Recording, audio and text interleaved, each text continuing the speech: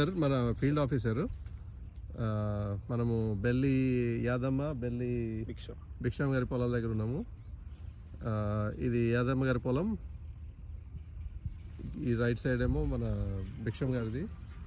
భిక్షం గారి దానిలో చాలా కలుపు చాలా ఎక్కువ ఉంది. ఇక్కడ యాదమ్మ గారి దానిలో ఆల్మోస్ట్ నిల్. ఉపేందర్, ఏమంటావు? నీ అభిప్రాయం ఏంటి? ఎందుకు వల్ల అంటారు? పొలం బాగా ఆరడం వల్ల కొత్త కొత్త రకాలు పుట్టినాయి. మనం మొక్క ఎదిగేటప్పుడు కొంచెం మొక్క ఎదగంగానే దానికి సరిపడా నీళ్ళు ఉంచాలి.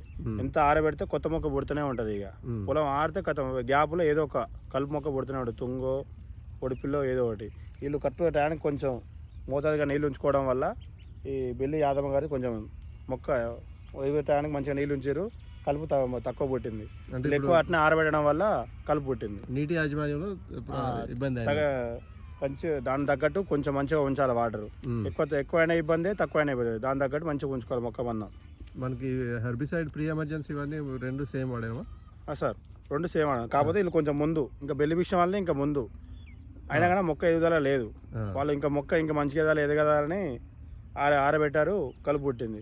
వీళ్ళు కరెక్ట్ టైంకి మొక్క నీళ్ళు ఎంత కావాలో అంత నీళ్ళు పెట్టారు, కరెక్ట్ మంచి ఎదుగుదల వచ్చింది. వీళ్ళ కన్నా బెల్లి భిక్షం కన్నా బెల్లి యాదమ్మదే మొక్క గ్రోతింగ్ మంచిగా ఉంది. అంటే ఈ ఆరుతడి పద్ధతిలో నీటి యాజమాన్యం చాలా చాలా ఇంపార్టెంట్.